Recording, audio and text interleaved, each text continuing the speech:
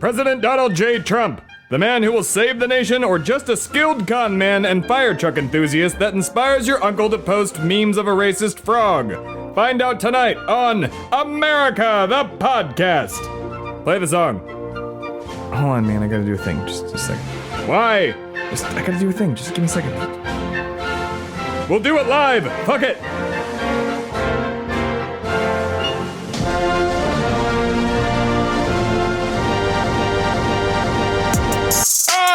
It's good to be back. Hello, America. It's America, the podcast. So do you think we're gonna go to war with North Korea, with nukes and everything, or what's the deal? No, you see, if North Korea fires at us, then we can destroy them. If we fire at them, then we look like assholes and nobody will work with us anymore. Regardless, we gave Trump the nuclear football. You know what that is? Yeah. Well, we didn't give him the actual nuclear football. We gave him a Nerf football that looks like a bomb. You mean the squishy kind that whirls through the air? Yep. Yes, we told him if he wants to bomb North Korea to throw the Nerf football at the picture of George Washington in his office, and if he throws it at Andrew Jackson, he bombs Rosie O'Donnell. So.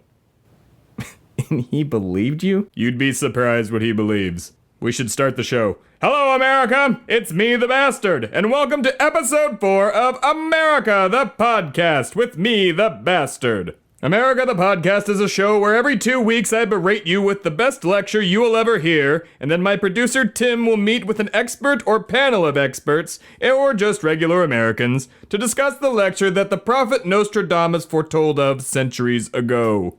If for some reason you hate freedom and didn't listen to the previous episodes of this show and therefore still do not know who I am, please allow my voice to penetrate your ears and fill your brain with my important words. As I said at the top of the show, my name is the Bastard. What that means is up to you. I am America's lobbyist and the embodiment of the greatest American political party ever to be conceived by men, the Grand Old Party. While I am not a registered member of the GOP, I routinely advise on and do their dirty work. For instance, the president thanking Vladimir Putin for kicking all of the US diplomats out of Russia to save us money. My idea. Getting rid of every piece of legislation that Barack Obama has ever signed. My idea. Hiring Anthony Scaramucci? My idea, but admittedly not my best one. Because, well, let's face it, he was kind of a gross creep and that's coming from me. I thought it would be funny, honestly. I can have fun too, can't I? With me today is my liberal snowflake of a producer and alleged boss, Tim. Say hi, Tim. Hi, and it's not alleged, I'm your producer and actual boss. I could buy and sell you and you know it. Great, I'm open to that. So yeah, what do you got? But you would be on Trump's news network that I'm helping him start with Lara Trump, Eric's wife. Oof, hard pass, man. Wait, is that a real thing? Absolutely! That was always the plan. You see, Donald didn't expect to win. He rallied Americans of low IQ, or as we Republicans actually do in real life call it, the Bubba vote, made some backroom deals, and thought he would be home to watch NCIS. In reality, this was just a good old-fashioned attention/money grab. Donald is just biding his time until Pence removes him from office. Allegedly, that is. I can't officially say that. You think that would actually go over well, though? Of course! Deep down, all Donald wants to do is play golf and eat McDonald's. I'm loving it. The people governing right now are just mostly Pence, McConnell, Ryan, and Bannon. Donald more or less just eats his steak and ketchup and watches himself on TV. So don't you worry, America. Your country is safe in the hands of a man who definitely does not like Disney's Mulan, an anamorph who got stuck in turtle form, an Ayn Rand fanboy, and, a white nationalist who's so good at yoga he can, well, you know. Yo, man, I know this episode is supposed to be about being a black sheep and Trump supporting family and stuff, and in a way, I guess this is kind of about that. Like how, Trump supporters go out of their way to defend everything he does, and everybody's got family like that. But with everything going on, I gotta ask, I know, I've known you for years, right? And you are a bastard, but, so much that you're the bastard. But you're not a racist. You're not a white supremacist in any way. Why, thank you. But please stop babbling and just ask your question. Well, you work for or with the president or something. I don't think we've been real clear on that. But, you know, why do y'all let white nationalists work in the White House? Also, why don't you just call them, and the alt-right for that matter, what they actually are? Fucking Nazis. You're an American. You are the American, bastard.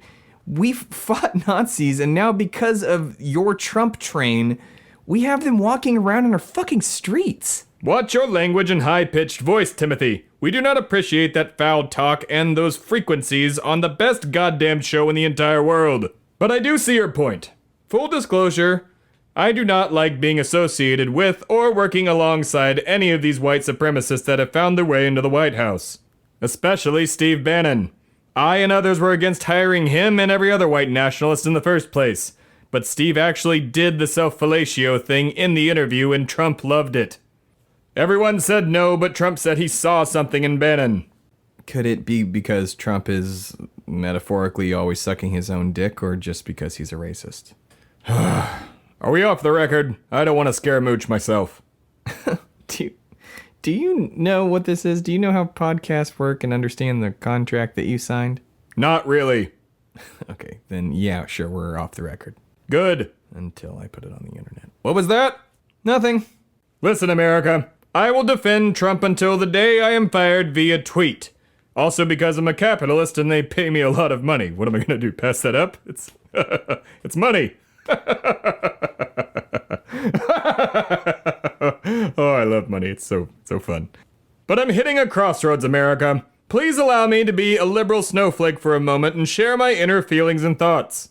Myself and others have been trying to push people like Steve Bannon, Stephen Miller, and Sebastian Gorka out for a while. Not only are they gross and creepy, but they're in the president's ear, saying things like, the Statue of Liberty is liberal propaganda, and I can teach you to mouth yourself, Mr. President.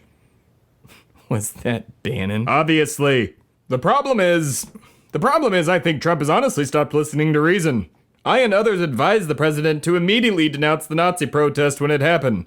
But, as usual, when someone brings up something important, he steers the conversation to Fox News and fire trucks. I mean, all I can do is clean up their mess. That's what they pay me for. But it's one shitstorm after the other. And it's because of Bannon. He's the one in charge of Trump's message and strategy. Key word there, strategy. Granted, the president did finally come out against the rally 2 days after his first response, but that was after pressure from all sides. Full disclosure and off the record, he really screwed the pooch on this one. What do you mean? What I mean is, you know what? Fuck it. Put this on the air, Timothy. I'm not a coward. I'm an American, goddammit.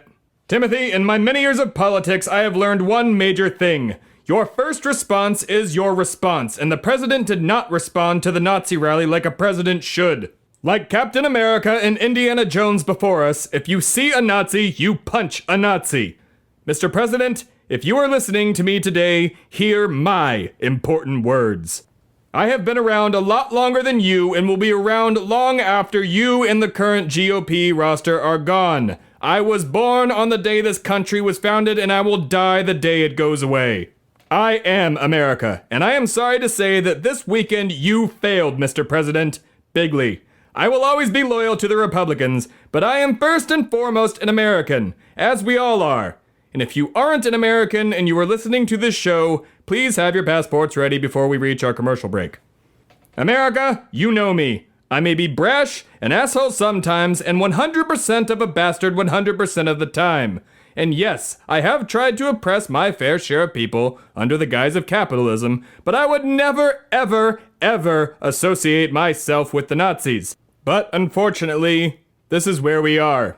The terrible truth is, we let this happen, America. We allow hate speech under the veil of freedom of speech. We actually spoke on this in some of our last episodes, so I suggest you go back and listen. But the thing is, this does not classify as freedom of speech as far as I'm concerned. Our boys fought and died to make sure that stupid red flag with the squiggly lines on it never flew again. They did not die to see America tear itself apart and its citizens hate each other. They did not die just to see the Nazis take over before the greatest generation who fought them is gone forever. But unfortunately, it seems that for some time, the Nazis have been infiltrating our government and society. They went as far as to indoctrinate a group that would one day go to a Home Depot, buy every tiki torch they could see, call the cashier a cuck, and then march through the streets of a town in America. It's disgusting, and it's not the America I want. Stand up to Nazis wherever you can, America.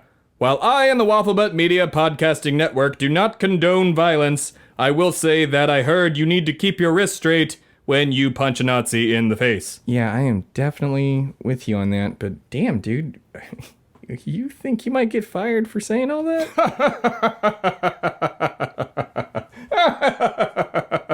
Number one, no matter what happens to me, I can't sit by and watch my country be taken over by Nazis. It's un-American at its core, and I am not an American.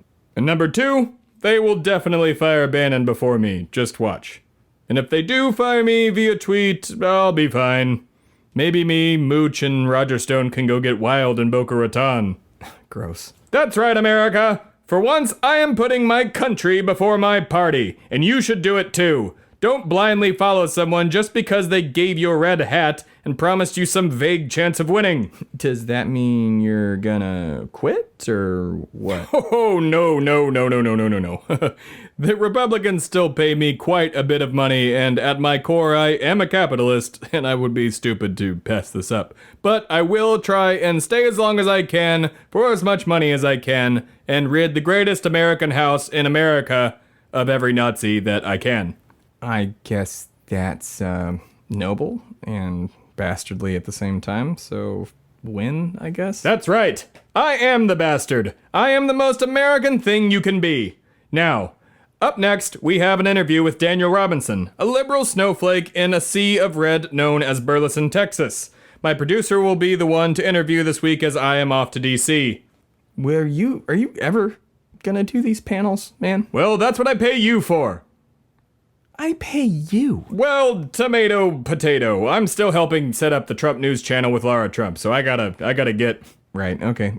Go, then, whatever. Oh, don't be mad. I'll bring you a Vietnam Memorial keychain or something. Anywho, I'll see you next week, America. My apologies for the lack of video messages. I will do better. It's hard being a billionaire lobbyist, you know? Yeah, sure. Farewell. From the shores of Iwo Jima to the island of Tripoli. Never in a million years did I think I would be fighting with the bastard against Nazis.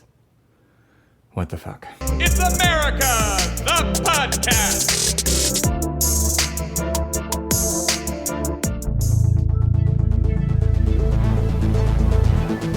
This has been a production of Shui Media, all rights reserved. For more information, please visit shuimedia.com.